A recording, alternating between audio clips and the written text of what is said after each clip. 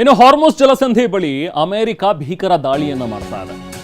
ಜೊತೆಗೆ ಹರೀಶ್ ಕೂಡ ಇದನ್ನ ವಿವರಿಸ್ತಾ ಇದ್ರು. ಅತ್ಯಂತ ಶಕ್ತಿಶಾಲಿಯಾದಂತಹ ಬಾಂಬ್ಗಳನ್ನು ಅಮೆರಿಕ ನುಗ್ಗಿಸ್ತಾ ಇದೆ. ಸುಮಾರು 5,000 ಪೌಂಡ್ ಬಂಕರ್ ಬಸ್ಟರ್ ಬಾಂಬ್ಗಳ ಸುರಿಮಳೆಗೈದಿದೆ. 2,300 kg ತೂಕದ ಬಂಕರ್ ಬಸ್ಟರ್ ಬಾಂಬ್ಗಳಿವೆ.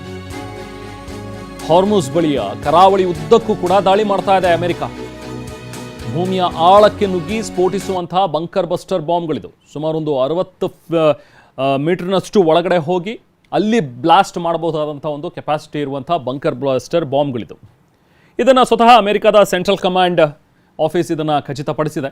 ನಾಟೋ ರಾಷ್ಟ್ರಗಳ ಬೆಂಬಲಕ್ಕೆ ಕಾಯದೆ ತಾನೇ ಮಾಸ್ಟರ್ ಸ್ಟ್ರೋಕಿಗೆ ಈಗ ಮುಂದಾಗಿರುವಂತಹ US. ಯಾಕಂದರೆ ನೆನ್ನೆ ಮೊನ್ನೆಯೂ ಕೂಡ ಗಮನಿಸಿದ್ವಿ, ಸ್ವತಃ ಡೊನಾಲ್ಡ್ ಟ್ರಂಪೇ ಹೇಳ್ತಾ ಇದ್ರು, ನಾವು ನಾಟೋ ದೇಶಗಳನ್ನು ಮನವಿ ಮಾಡಿದ್ವಿ, ಬಟ್ ಯಾರೂ ನಮ್ಮ ನೆರವಿಗೆ ಬಂದಿಲ್ಲ, ಅವ್ರಿಗೆ ಬೇಕಾದಾಗ ನಾವು ನೆರವು ಕೊಟ್ಟಿದ್ದೀವಿ, ಬಟ್ ಇನ್ನು ಮುಂದೆ ನಾವು ಕೂಡ ಯೋಚನೆ ಮಾಡಬೇಕಾಗತ್ತೆ ಅನ್ನೋದನ್ನು ಡೊನಾಲ್ಡ್ ಟ್ರಂಪ್ ಹೇಳಿದ್ರು. ಸೊ ಅದರಂತೆ ಈಗ ಇರಾನ್ನ ಕ್ಷಿಪಣಿ ತಾಣಗಳನ್ನು ಗುರಿಯಾಗಿಸಿ ಮಾಡ್ತಾ ಇರುವಂತಹ ಅಟ್ಯಾಕ್ ಇನ್ನೂ ಕೂಡ ಮುಂದುವರೆದಿದೆ. ಸೊ ಈಗಿರುವಂಥ ವಿಚಾರ ಅಂತ ಹೇಳಿದ್ರೆ ಹಾರ್ಮುಜ್ ಜಲಸಂಧಿಯನ್ನು ಕಂಟ್ರೋಲಿಗೆ ತಗೋಬೇಕು ಅನ್ನುವಂಥದ್ದನ್ನು ಈಗ ಅಮೆರಿಕ ಮುಂದಾಗ್ತಾ ಇದೆ. ಯಾಕಂದರೆ ಇರಾನ್ನ ಕಂಟ್ರೋಲ್ನಲ್ಲಿ ಇರುವಂತಹ ಹಾರ್ಮುಜ್ ಈಗ ಸೊ ಇರಾನ್ನ ಕಂಟ್ರೋಲ್ನಲ್ಲಿರೋದ್ರಿಂದಾಗಿ ಯಾವುದೇ ಹಡಗುಗಳನ್ನು ಹೋಗೋದಕ್ಕೆ ಇರಾನ್ ಬಿಡ್ತಾ ಇಲ್ಲ. ಸೊ ಹಾಗಾಗಿ ಇದನ್ನು ನಾವೇ ಕಂಟ್ರೋಲಿಗೆ ತಗೊಳ್ಳೋಣ ಅಂಥೇಳಿ ಈಗ ಅಮೆರಿಕ ಮುಂದಾಗಿದೆ. ನೋಡಿ, ಇರಾನ್ ವಿರುದ್ಧ ದೊಡ್ಡ ಕಾರ್ಯಾಚರಣೆಗೆ ಈಗ ಟ್ರಂಪ್ ಪ್ಲಾನ್ ಮಾಡಿದ್ದಾರೆ. ಹೇಗೆ, ಯಾವ ರೀತಿಯಾಗಿ ಕಾರ್ಯಾಚರಣೆಯನ್ನು ನಡೆಸಬೇಕು ಅನ್ನುವಂಥದ್ದು, ಹಾರ್ಮುಜ್ ಜಲಸಂಧಿ ವಶಪಡಿಸ್ಕೊಳ್ಳೋಣ ಅನ್ನುವುದು ಡೊನಾಲ್ಡ್ ಟ್ರಂಪ್ ಅವರ ಒಂದು ಬಿಗ್ ಪ್ಲಾನ್. ನಮ್ಮ ಸುಪರ್ದಿಗೆ ತಗೋಬೇಕು, ನಮ್ಮ ಕಂಟ್ರೋಲಿಗೆ ತಗೋಬೇಕು ಅಂಥೇಳಿ ಹಾರ್ಮುಜ್ ಜಲಸಂಧಿಯನ್ನು ಈಗ ಡೊನಾಲ್ಡ್ ಟ್ರಂಪ್ ಪ್ಲಾನ್ ಮಾಡಿದ್ದಾರೆ.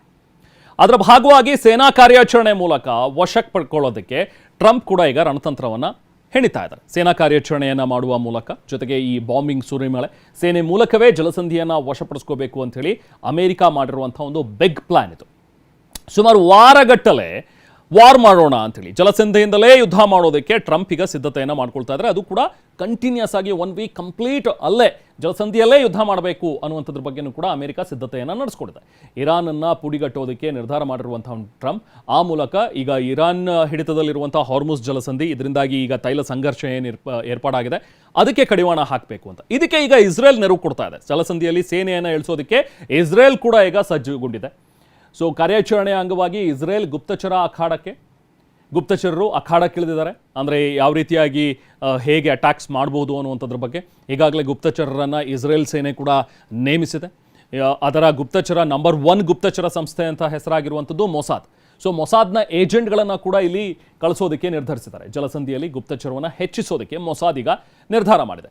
ಹಾರ್ಮುಜ್ನಲ್ಲಿ ಗುಪ್ತಚರರನ್ನು ಫೀಲ್ಡಿಗಿಳಿಸಿರುವಂತಹ ಮೊಸಾದ್ ಅಲ್ಲಿಂದ ಕೆಲವೊಂದಷ್ಟು ಇನ್ಫಾರ್ಮೇಷನ್ಗಳನ್ನು ಪಡೆಯುವಂಥದ್ದು, ಆ ಮೂಲಕ ಅಟ್ಯಾಕ್ಗಳನ್ನು ಹೇಗೆ ಪ್ಲಾನ್ ಮಾಡೋದು ಅನ್ನುವಂಥದ್ರ ಬಗ್ಗೆಯೂ ಕೂಡ ತಯಾರಿ ನಡೆಸ್ಕೊಳ್ತಾ ಇದ್ದಾರೆ. ಇಸ್ರೇಲ್ ಸರ್ಕಾರದ ಸೂಚನೆ ಬೆನ್ನಲ್ಲೇ ಮೊಸಾದ್ ಕೂಡ ಈಗ ಕಣಕ್ಕೆ ಎಂಟ್ರಿ ಕೊಟ್ಟಿದೆ.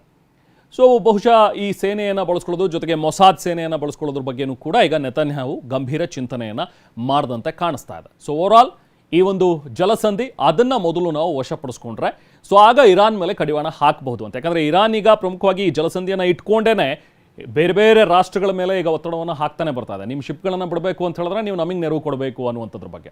ಸೊ ಹಾಗಾಗಿ ಈಗ ಇಸ್ರೇಲ್ನಲ್ಲಿ ನೋಡಿ, 1949ರಲ್ಲಿ ಸ್ಥಾಪನೆ ಆದಂಥ ಒಂದು ಗುಪ್ತಚರ ಸಂಸ್ಥೆ ಮೊಸಾದ್ ಬಗ್ಗೆ ನಿಮಗೆ ಡೀಟೇಲ್ಸನ್ನು ಕೊಡ್ತಾ ಇದ್ದೀವಿ. ಎಷ್ಟು ಡೇಂಜರಸ್ ಈ ಮೊಸಾದ್ ಅನ್ನುವಂಥದ್ದನ್ನು ಹೇಳ್ತೀವಿ ನೋಡಿ. ವಿದೇಶಿ ಬೇಹುಗಾರಿಕೆ ರಹಸ್ಯ ಕಾರ್ಯಾಚರಣೆ ಮಾಡೋದರಲ್ಲಿ ಹೆಸರುವಾಸಿಯಾಗಿರುವಂಥ ಮೊಸಾದ್ ಟೀಮ್ ಇದು.